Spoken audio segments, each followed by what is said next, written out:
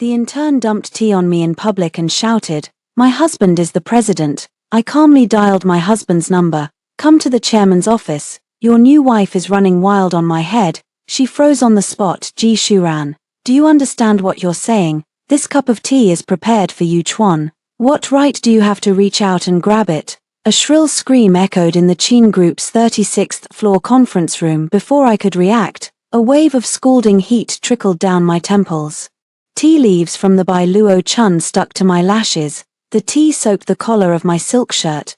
The burning sensation mingled with the tea's bitterness, instantly waking me up. I wiped the water off my face and, through blurred vision, looked at the girl in front of me. Her name is Lin Xiaoye, an intern who had joined the company only half a month ago. Now she stood with one hand on her hip, gripping an empty purple clay teacup. Her pure and pretty face was marked with an age-inappropriate swagger. The conference room fell as silent as death. The head of the administrative department, Liu, turned pale, with folders on the ground. She trembled as she exclaimed, "Lin Xiaoye, are you crazy? Do you know who she is?" "I don't care who she is. An airborne nominal director who's always giving orders, acting like she owns the place." Lin Xiaoye sneered, her eyes full of mockery. "I'm not afraid to tell you I have a backer. I married Qin Yuchuan, the president of this company. If you dare to cause me trouble at the weekly report meeting today, I'll make you appear from this company tomorrow." I sat quietly in the main seat, feeling the water droplets on my hair patting on the back of my hand. "Qin Yuchuan, my husband of 5 years. The Qin Group is the result of our joint efforts from scratch. In the toughest times, I leveraged all the connections of the Ji family to secure financing for him. To safeguard his absolute authority in the company, I stepped back behind the scenes and participated in management discreetly under the title of Director Ji.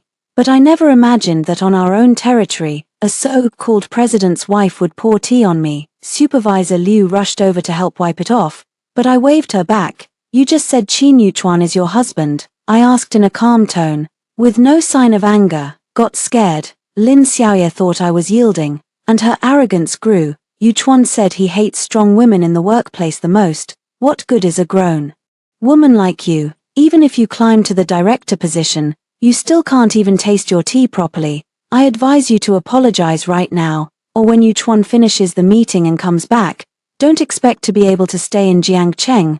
The surrounding colleagues looked at each other in astonishment.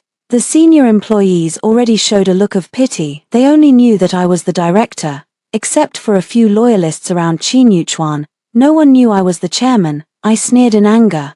So in Lin Xiaoye's mouth, the type Qin Yuchuan favors is this kind of gentle little thing. In front of her, I slowly pulled. I took out my personal phone.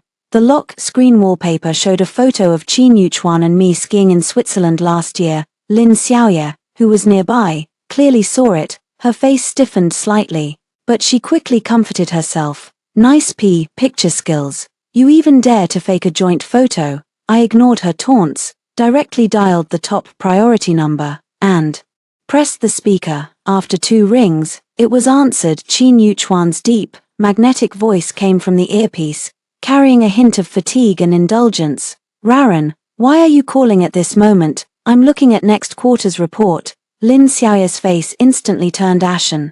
She opened her mouth but dared not utter a sound. I calmly looked at her and said word for word, "Qin Yuchuan, come to the chairman's office on the 36th floor. Your new wife has already stepped on my head and is making a scene. If you're even later, I'm afraid this face of mine will be burned red." The silence on the other end was deathly still for 5 seconds. Then the sound of a chair tipping over and hurried footsteps came through. "Raran, what are you talking about? Who's there? Are you hurt?" I hung up immediately. Lin Xiaoye stiffened completely. The purple clay teacup in her hand crashed to the ground and broke into several fragments. She stared at me, her lips trembling. "You're the chairman." "Impossible." Yuchuan clearly said the Qin family is his own. His wife is obviously an old woman who's hidden at home and wouldn't be brought out. I finished the sentence for her. "And I am that old woman." I stood up, took off my soaking silk jacket and tossed it into the trash. The camisole beneath outlined the lines built up from years of fitness. Although I was already 30, I was not the kind of exhausted old woman she described. I walked up to Lin Xiaoye. She instinctively backed away, but I grabbed her by the collar. Lin Xiaoye, 22 years old, graduate of Hale University. Your resume is fake, you're even buying your English Level 4 certificate. I fixed my gaze on her eyes and spoke softly. When Qin Yuchuan brought you into the company, he said you were the sister of his lifesaver and asked me to take care of you more. It seems his care went pretty deep. You're surveilling me, Lin Xiaoye cried out guiltily. I chose every tile in this company. Do I need to monitor you? I sneered at that moment. The door of the conference room was forcefully pushed open. Qin Yuchuan burst in, panting. His suit and tie were somewhat askew. Clearly, he had run all the way. When he saw my swollen forehead and the tea-stained floor, his pupils suddenly contracted and he exclaimed, "Ranan." He stepped forward quickly to touch my face, but I turned my head to avoid him. Yuchuan, Lin Xiaoye, as if seeing a savior, suddenly pulled away from my grasp and threw herself into his embrace, crying out, "You have to save me. This woman is bullying me and said she would fire me." Boo-hoo. Qin Yuchuan froze on the spot, his hands awkwardly hanging in mid-air. He glanced at my icy gaze, then at Lin Xiaoye in his arms, drenched in sorrow, and his voice trembled. "Xiaoyu, let go first. Ruren, listen to my explanation. Things aren't what you think." I crossed my arms, calmly surveying the two of them, who seemed like a perfect match. "Mr. Qin isn't in a hurry to explain. Why not clarify in front of everyone what exactly is this husband that this Miss Lin is talking about? Has she acted too deeply, or did you privately arrange some kind of entry into the palace for her?" The gazes of dozens of employees around him were fixed on Qin Yuchuan. His face turned from red to white, then to green, with an astonishingly dramatic change. He opened his mouth, only to find that all his excuses were suddenly pale and powerless. His hand hung in mid-air for a moment, then finally dropped dejectedly. He did not push Lin Xiaoye away, but he dared not meet my eyes again. Suddenly, he turned his head and directed at the on-looking employees. "What are you all standing here for? Are you not going to work anymore?" His voice was very loud, as if trying to recover the president's authority and hide the embarrassment on his face. Manager Liu reacted first, hurriedly dragging and pulling the subordinates who had craned their necks to watch outside. In less than a minute, the spacious conference room was left with only the three of us. Lin Xiaoye cried even harder at the scene, curling up beside Qin Yuchuan. Her pale, delicate fingers tightly clutched the sleeve of his suit, intermittently saying, "Yuchuan, she's bullying me," and she sighed. "KPI. Yuchuan, since you feel oppressed being with me and think that I'm like a machine, then let's take a break from each other." I turned around and called to the security guard outside the door, "Take Miss Lin to the HR department and process her resignation immediately, on the grounds of maliciously harming a company executive. As for the false resume, the legal department will follow up to see if it involves contract fraud." "You dare!" Lin Xiaoye charged forward to grab my face. But two security guards were quick and twisted her arms, dragging her outside. Lin Xiaoye struggled and shouted at Qin Yuchuan. "Yuchuan, say something, save me, you've said I'm the woman you love the most." Qin Yuchuan stood there like a wooden statue, even taking a step back instinctively when Lin Xiaoye was dragged away, afraid of being implicated. This kind of man is selfish to the core. The room finally became quiet. I walked to the main seat, sat down, looked at Qin Yuchuan, and pointed to the chair opposite. "Sit." Qin Yuchuan sat stiffly, his hands clenched together. "Raran, those words from Xiao Yu were really nonsense. I'm sincere about you. Those money and the house were only to repay a debt. I was afraid you'd misunderstand, so I didn't tell you." "Enough, Qin Yuchuan. Do you still want to treat me like a fool at this point?" I calmly pulled out a document from my bag that was the surprise we planned to give him for our 5th anniversary next Friday. A share transfer letter of intent. I had intended to transfer part of the core. I gave the shares that belonged to me to him so that he would truly become the rightful head of the Qin family. In front of him, I tore that document into fragments, and the shredded pieces fell like snow onto the desk. "Qin Yuchuan, from today on, I will reclaim all the permissions I granted you. You will suspend your duties as CEO for the time being and go home to reflect." "You want to suspend my duties?" Qin Yuchuan stood up abruptly, his eyes full of reluctance. "Ji Shuran, you can't do this. I am your husband. How can you do this in front of the whole company? Where am I supposed to put my face? I touch the bulge already raised on my forehead. That's what his savior smashed it with the purple clay cup he gave. Have you ever considered my face when you indulged Lin Xiaoye in running the company rampantly? I stand up, pick up my bag, and prepare to leave. Raran, he calls after me. Xiaoyu, she's pregnant with my child. You can't be this cruel. My steps stall. In that moment, my heart feels tightly cinched by fine threads, squeezing hard. I slowly turn my head, looking at the familiar yet unfamiliar man, a sardonic arc curling at the corner of my mouth. Is that so? Then fine. Since you want a family so much, I'll grant you that. As I exit the conference room, the outside sunlight stings my eyes. I don't cry. I just feel like these 5 years of youth have been turned into an absurd dream. The news of Lin Xiaoye's pregnancy needles into my softest spot with deadly precision. I returned to the office, closed the door and slumped back against the chair in exhaustion. For 5 years, Qin Yuchuan had been saying that we were still young, that the company was on the rise, and there was no rush to have children. I naively thought this was considerate, but I didn't realize he only wanted to wait for another woman to help him spread his wings. I took a deep breath and dialed Secretary Annie's number. Annie, help me check 2 things. First, Lin Xiaoye's medical records from the last 3 months. I need concrete proof of pregnancy. Second, look into Qin Yuchuan's private accounts over the past 6 months, especially all expenditures related to that apartment in Yunlu. After half an hour, Annie came in with a troubled look. President Ji, I've found something. She placed several printed invoices and photos in front of me. Lin Xiaoye did visit a gynecology department, but according to medical insurance records, she went for tubal ligation counseling. As for pregnancy, there is no report confirming gestation in the current appointment records. It's very likely that was her way of stoking Qin's interest with a smoke bomb she threw out. I sneered. This girl is not only arrogant but clearly calculating as well. And also, President Ji, look at these accounts. Annie pointed to several enormous sums. President Qin not only bought her luxury goods, but as recently as 3 months ago, through a shell company, he transferred 3 million yuan into Lin Xiaoye's private account, nominally as project consulting fees, but that project is quotes completely fictitious. I stared at the figure of 3 million, my fingertips turning cold. Qin Yuchuan not only had an emotional affair, he had long since brazenly transferred assets, which are our joint property. 3 million might not be a huge amount for him, but it is a dangerous signal. He is leaving a back door for himself or building a nest for Lin Xiaoye. Call old Zhong from the Legal Affairs Department and the Chief Financial Officer. I want to audit all the reimbursement documents Lin Xiaoye handled. I stood up and rearranged my disheveled hair. Since he wanted to play for high stakes, I would play along to the end. I didn't go home but headed straight to Lin Xiaoye's Yunlu residence.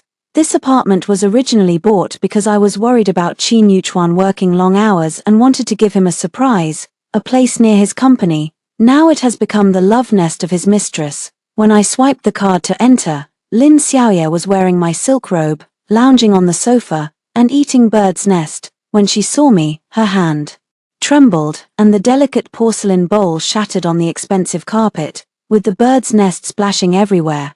How did you get in? Her face turned pale, even forgetting to put on an act.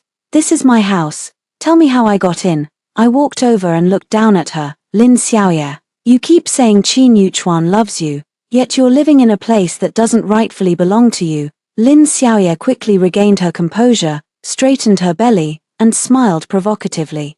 Ji Shulan, so what if the house is yours, the man Yuchuan is mine, his heart is mine, and we even have a child? You can guard these cold properties for a lifetime. Sooner or later, he'll divorce you and take away half of your family assets. Half of the family assets? I seem to hear a huge joke. Lin Xiaoye, you probably haven't figured out the equity structure of the Qin Group.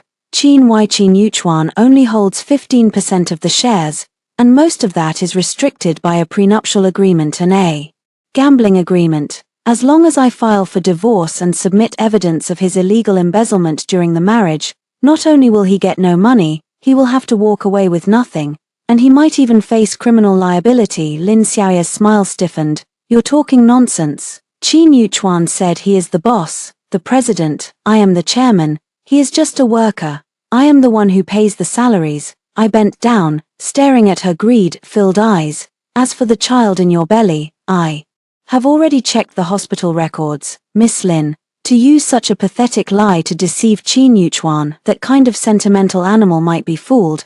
But with me, you don't even have a chance. Her face turned pale in an instant, and the exposed guilty conscience made her tremble all over. What are you going to do? Originally I intended to send you in directly. I stood up gracefully and clapped my hands.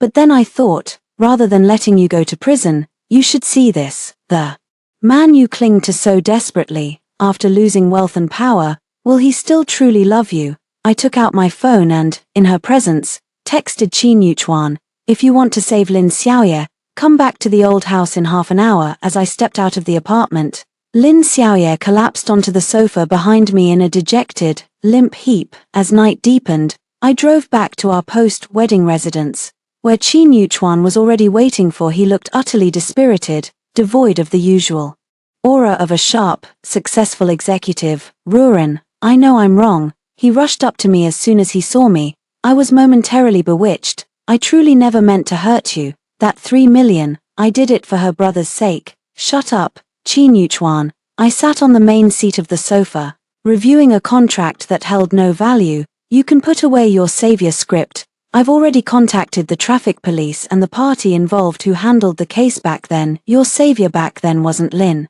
Xiaoye's brother at all. That was just a money-making lie. Lin Xiaoye merely learned of your heartache through channels and deliberately set up a plan to get close to you. Qin Yuchuan was struck by lightning, rooted in place, and after a long moment found his voice. Impossible. She has the medal from that time, and a photo of her brother. Those are all things she found at a junk market and online. I slapped an investigation report in his face. Qin Yuchuan, you not only betrayed your marriage but also betrayed your intelligence. For a liar, you even want to hollow out our company. Qin Yuchuan trembled as he opened the report. The evidence was irrefutable, exposing Lin Xiaoye's true nature. His face paled from green to purple, finally turning gray. I give you two choices. I looked at him coldly. First, go with me to transfer the company's shares as a gift and then go to the Civil Affairs Bureau to agree to a divorce. You can take your meager personal savings and get lost. Second, I'll file a report for the financial embezzlement of that 3 million, so you and Lin Xiaoye can be partners in prison. Qin Yuchuan looked up at me, his eyes full of fear and struggle. In the face of life and death situations and absolute interests, his so-called true love seemed ridiculous. I choose the first option. The next morning, I arrived at the company with the lawyers and the audit team on site. The internal uproar at the Qin Group had long spread. Employees looked at me with reverence, while the gazes toward the president's office carried curiosity and contempt. I did not announce the divorce publicly right away because I knew Qin Yuchuan would not let things rest easily. Mr. G, this is Lin Xiaoye, the director of finance. Laro Chen placed a thick stack of documents in front of me with a grave expression.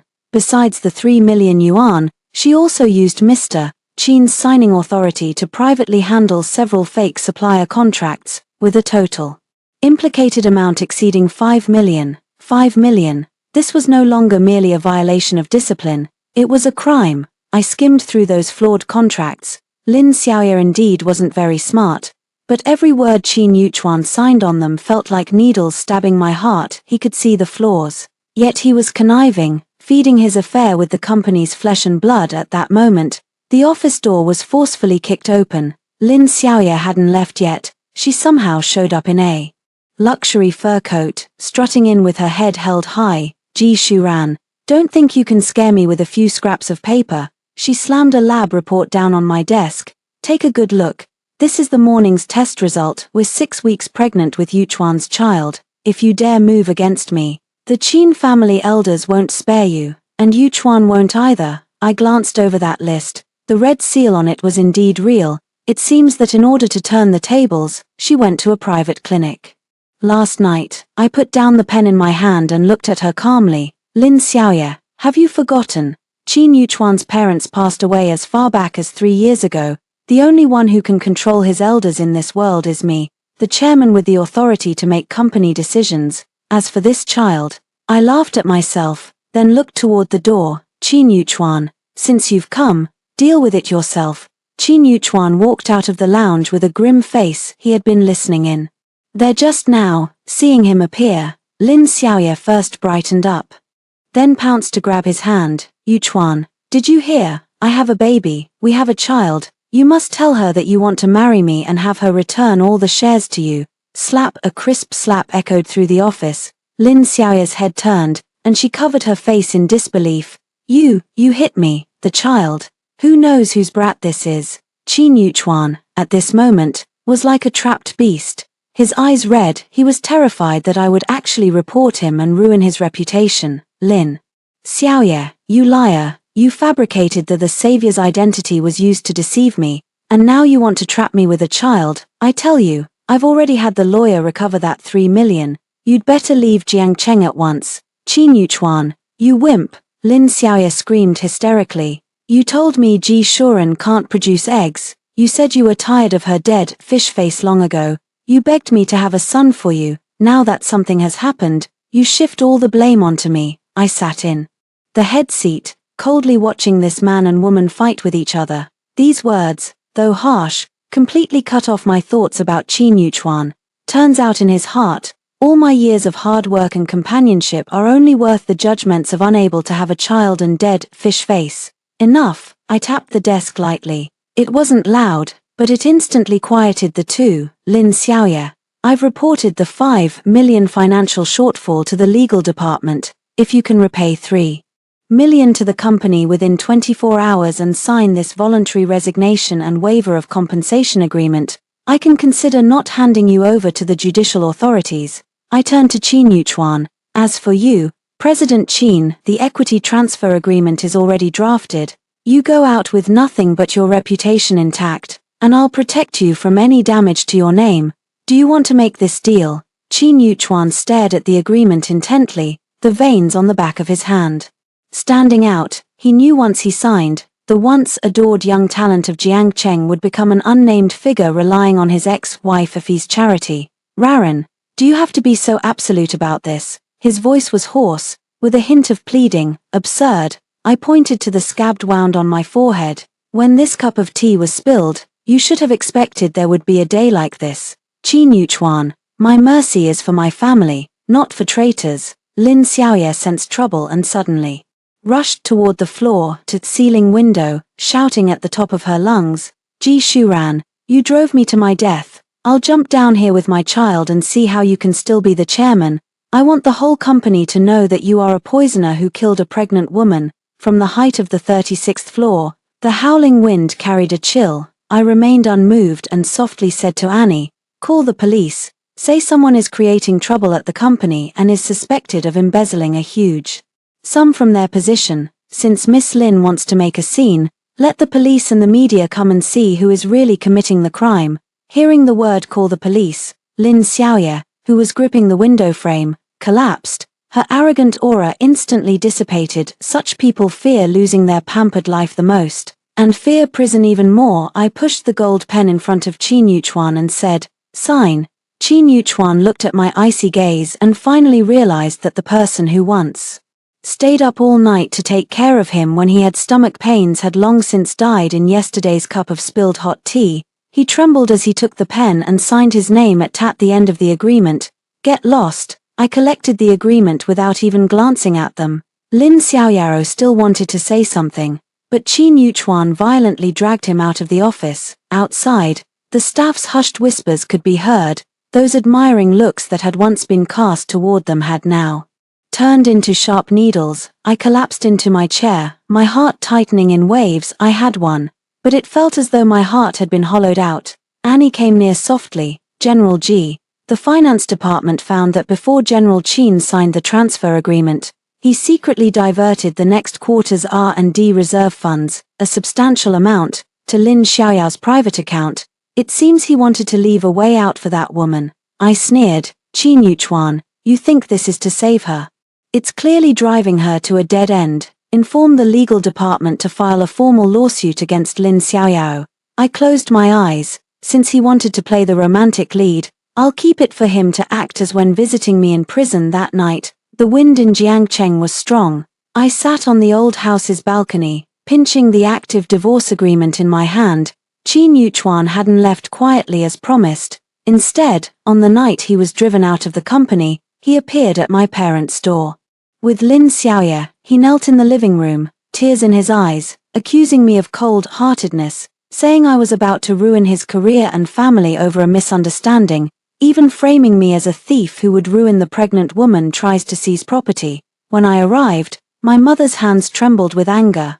She pointed at Qin Yuchuan but couldn't scold him properly. Lin Xiaoye hid behind him, her eyes red, looking frail and wronged. Ji Shuran, you've finally shown up. Qin Yuchuan glanced at me as I entered, with a look of desperate insanity in his eyes. Our parents are here. Do you want to make it clear in front of the elders, or are you just going to crush me? The baby Lin Xiaoye is carrying is innocent, and you're trying to wipe out even the descendants of the Qin family. I let out a cold laugh. I didn't bother to go inside and stood in the doorway instead. Qin Yuchuan, where did you get the nerve to talk about descendants? You embezzled 3 million yuan and transferred it to Lin Xiaoye. I've already frozen it through the Legal Affairs Department, and the Economic Investigation Unit should be on the way. Lin Xiaoye's face turned as white as paper, and she suddenly grabbed Qin Yuchuan's arm. What did you say? Frozen? That's the support I need for the rest of my life. Qin Yuchuan was stunned and looked at me in disbelief. Ji Shuran, you're chasing even that money. That's child support. Child support for a liar. The Qin family won't pay this money. I took my phone from my bag and played a recording. It was Lin Xiaoye in the afternoon in the office, screaming hysterically at Qin Yuchuan. You said Ji Shuran can't have eggs. You begged me to have your son. The recording echoed through the silent living room. Every word like a slap landed across Qin Yuchuan's face, shattering the last bit of my parents' tolerance for him. Father stood up abruptly, grabbed a teacup on the table, and slammed it to the ground at his feet. Get out. Take your vixen and get out. The biggest mistake of the Ji family in this generation was trusting a heartless, despicable thing like you. Qin Yuchuan was completely stunned. He had thought that by exploiting the elders' soft-heartedness and their concern for heirs, he could force me to back down, at least to protect that 3 million and his dignity. But he underestimated my resolve. Ran, are you really going to be so heartless? He swayed as he stood, with despair in his eyes. 5 years, and you have no old feelings to cherish at all. I looked at him. My eyes were a bit sore, but my voice remained calm. Qin Yuchuan, when I started the business, I slept on the office floor for 3 consecutive months, and I ended up with a back problem. You said you would guard me for a lifetime, never letting me suffer any injustice, and what happened? You protected another woman and let her pour hot tea on my face. Your love is too cheap. Ji Shuran can't afford you. At that moment, the sound of police sirens came from outside. Lin Xiaoye let out a scream and turned to run toward the back window, but the arriving bodyguards pinned her to the ground. Lin Xiaoye is suspected of embezzlement and large-scale fraud.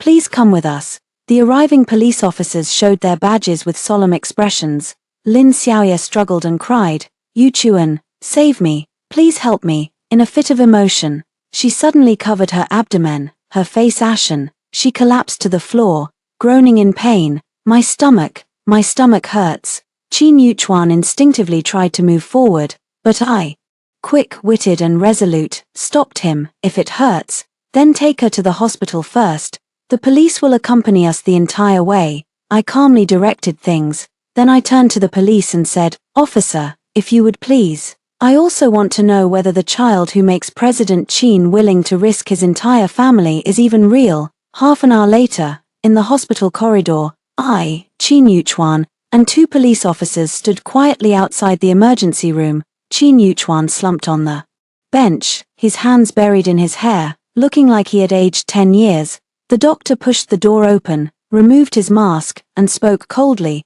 The patient is not seriously ill, it's just emotional agitation causing mild contractions. He shot Qin Yuchuan a glance, with a hint of oddity in his eyes, and added, but the patient isn't actually pregnant. What's claimed to be an embryo in her uterus is a detachable, simulated gestational sac model.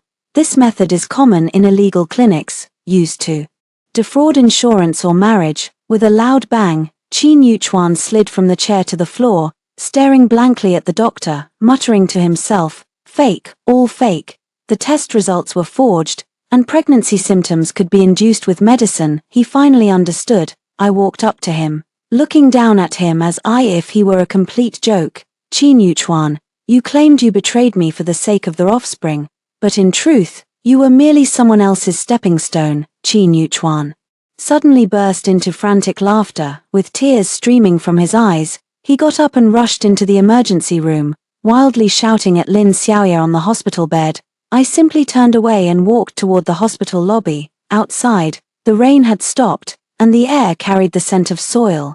The fast surrounding Lin Xiaoya and Qin Yuchuan ended as the police car drove away. Lin Xiaoya was formally arrested on charges of embezzlement in the line of duty and fraud. The 5 million yuan in evidence formed an extremely solid chain, added to the fact that she had attempted to induce Qin Yuchuan to transfer assets with a fake pregnancy. It constituted attempted fraud. She awaits a long life behind iron bars.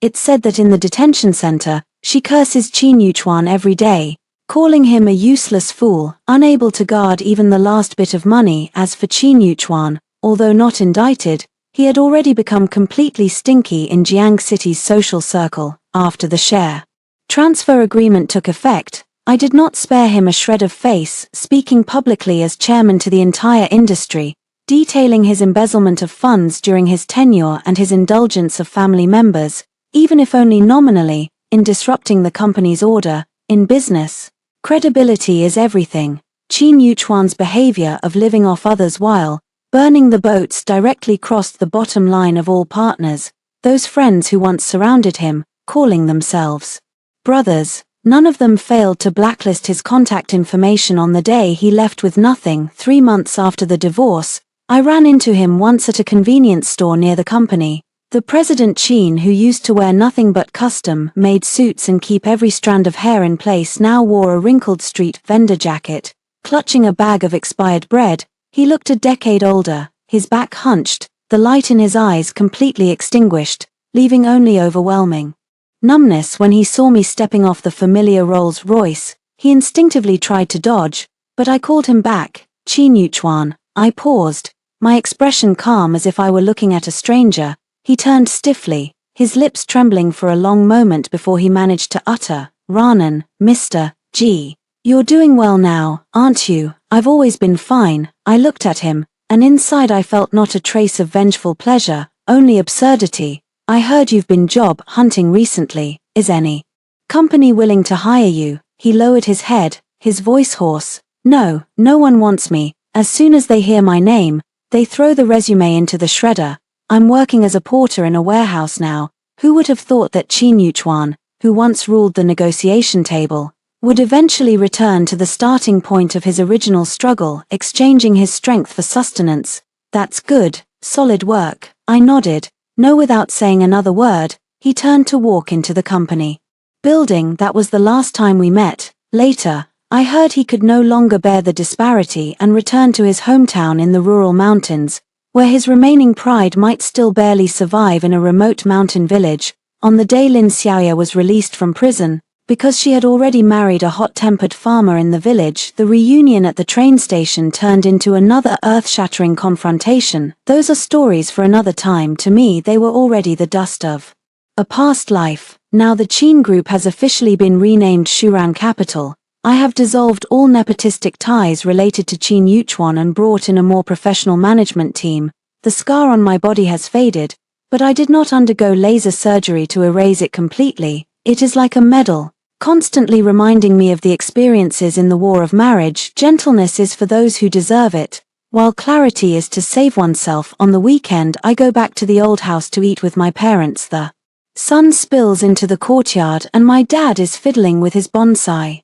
My mom is busy in the kitchen. The clatter of utensils rings out and the aroma of the dishes drifts everywhere. "Ranan, don't always bury yourself in work, go out and travel once in a while." My mom comes out with the dishes, her eyes filled with cautious concern. "Let go of the things in the past, you're still young. There are many days ahead." I smile, take the bowls and chopsticks and take a big gulp of soup. "Mom, I'm really free now. I used to think I had to hold up for a family, but I don't have to anymore." I stand by the window looking at the traffic and crowds of Jiangcheng from afar in this 30-something year. I shook off that terribly rotten husband and found the once radiant me again. End of the full text.